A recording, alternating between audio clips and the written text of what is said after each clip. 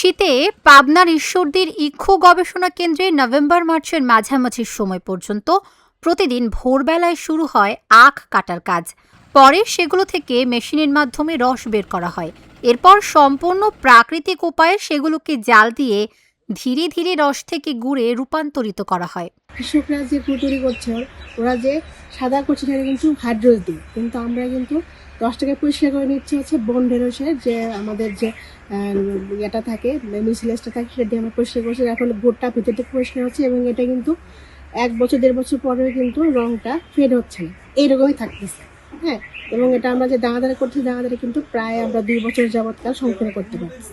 এবং এটা দিতে বলছেন ভেজাল বলতে, হ্যাঁ আমাদের আসলে কৃষক পর্যায়ে কিন্তু আসলে ভেজাল আছে। সত্যি কথা বলতে ওরা বন ঢেঁড়স দিয়ে অতটা আগ্রহী না, মানে যেটা আমরা বলি যে সহজ, যেটা ওরা মনে করে বন হাইড্রোস 30 গ্রাম কিনে আনলে ওরা একবারে গুঁড়ো করতে পারতেছে, কিন্তু বন ঢেঁড়স গাছটা লাগায় একটু প্রসেসিং করে দিবে, এটা হচ্ছে আসলে ওদের অলক্ষতা আমি যেটা মনে করি। তবুও আমাদের কিন্তু বিভিন্ন কৃষক প্রশিক্ষণের মাধ্যমে মাঠ দিবসের মাধ্যমে কিন্তু আমরা আসলে এটাকে মানে হাইলাইট করার চেষ্টা করতেছি যে আপনারা হাইড্রোস বাদ দিয়ে আপনারা বন ঢেঁড়সের যে নির্যাস সেইটা দিয়ে আপনারা আখের রসটাকে পরিষ্কার করেন এবং শুধুমাত্র আখের রসটা দিয়ে গুঁড়ো করেন। কোনো প্রকার অন্য প্রকার ধরেন যেটা নালি বলি আমরা অথবা চিটা গুড় বলি, সেখান থেকে গুড় না করে সরাসরি আপনি আখের রস দিয়ে করেন এবং এই গুড়টা করলে কিন্তু আপনার দামটা অনেক বেশি পাবেন।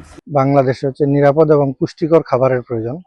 এই জন্য হচ্ছে যে আমাদের এই গুড়টা হচ্ছে খুব স্বাস্থ্যসম্মত উপায়ে প্রস্তুত করা হয়। এই জন্য এই গুড়টা আমাদের শরীরের জন্য খুব ভালো, এই কারণে এই গুড়টা খাবে মানুষ। এবং পরিষ্কার পরিচ্ছন্নভাবে আমরা এই গুড়টা তৈরি করি এবং বৈজ্ঞানিক সবগুলো পদ্ধতি আমরা অনুসরণ করি। ভেষজ জাতীয় উপকারী গাছের নির্যাস দেওয়া হয় এই গুড় তৈরির কাজে। এর মধ্যে অন্যতম হলো বন ঢেঁড়স। এই বন ঢেঁড়স আখের রসে দিয়ে আগুনে জ্বালালে সব ময়লা আবর্জনা নিমিষেই পরিষ্কার করে ফেলে, তাই এতে নেই কোনো স্বাস্থ্য ঝুঁকি। এখানকার গুড়ে ধরেন কোনো রকম কোনো কিছু ভেজাল হয় না, কোনো কিছু ভেজাল নাই, একদম ফ্রেশ গুড়। তারপরে পাবলিকের দেখেন পড়ার কাজের পর প্রচুর ময়লা থাকে, আমাদের এখানে তাও নাই, একদম সুন্দর পরিবেশে কাজ করা হয়। এর মতন মনে করেন আর আরেকটা জিনিস হলে বাজারে সেরা গুড়, আর আমার এখানকার একদম যেটা বাতিল গুড় সেটা হলেও আমি চ্যালেঞ্জ করবো। কিসে? পানির ভিতরে গোলাইলেই বোঝা যাবে তার পরিচয়। ওটা কালো কুটকুটি শরবত হবে, আমারটা গোলাপি দেখেন সোনালি কালার শরবত হবে। আমি একদম বাতিল যেটা গুড় সেটা দিয়ে আমি করবো। যখন আমরা আসি 6:30টায় তখন আমাদের ডিউটি টাইম শুরু হয়। এসে আমরা মনে করেন যাবতীয় আমাদের মেশিনগুলো ঠিকঠাক করে, আবার চুলা ঠিক করে ছাই তুলি, তারপর সুপারগুলো সব হেঁটাই দিয়ে সেটা আমাদের পশুর আসে, পশুর ওয়েট দিই বা আগের দিন আমরা ওয়েট হয়ে যাই, সেগুলো আমরা ভাঙাতে শুরু করি। ভাঙিয়ে রস করে রস মেপে কড়াইতে রাখার পরে খাওয়ার টাইম হয়ে যায়, আমরা খেতে চলে যাই।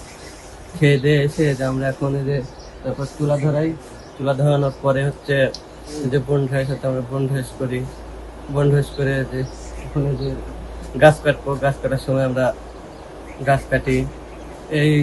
তারপর হচ্ছে যে সুপাগুলো লেড়ে দেওয়ার পরে গুড় হয়ে যায়, গুড় নামাই, গুড় তোলার পরে আমরা যাই মোটামুটি 4টা 4:30টার দিকে বাসায় যাই। বর্তমানে প্রতি মৌসুমে 3 থেকে 4 টন গুড় উৎপাদন করা হয়।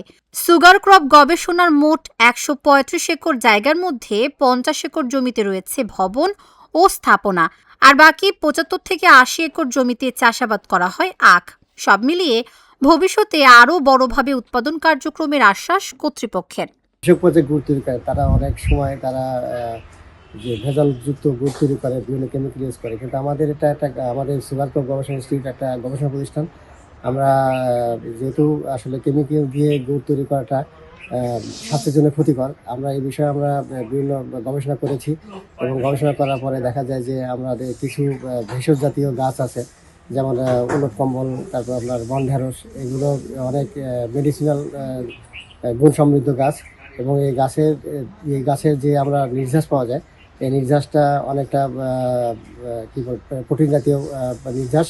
এটা হলো যেমন আপনার রসের ভিতরে দিলে পরে আখ যখন ভাঙানো হয় পরে দেখা যায় অনেক রসের ভিতরে অনেক ময়লা থাকে। এই ময়লাটাকে পৃথক না করতে পারলে আখের রঙটা ভালো আসে না এবং বাজার মূল্য কমে যায়।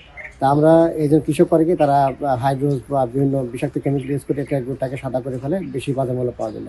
আর আমরা কি করি, আমরা হলো যে এই যেহেতু বিষাক্ত কেমিক্যাল ব্যবহার করা আমাদের শরীরের জন্য ক্ষতিকর, আমরা এর বিকল্প হিসেবে আমরা বিভিন্ন গাছ ব্যবহার করছি, যেগুলো কম্বল বন্ডাইছে এই গাছের নির্যাস, আমরা এই গাছের ময়লা যে রসের যে ময়লা থাকে এই ময়লাটাকে পৃথক করে ফেলে এবং পৃথক করে ফেলে সব এগুলোকে আমরা তুলে ফেলে তখন গুড়ের রঙটা ভালো হয় এবং বাজার মূল্য ভালো পাওয়া যায় এবং এই গুড়টা আমাদের শরীরের জন্য শতভাগ স্বাস্থ্যসম্মত।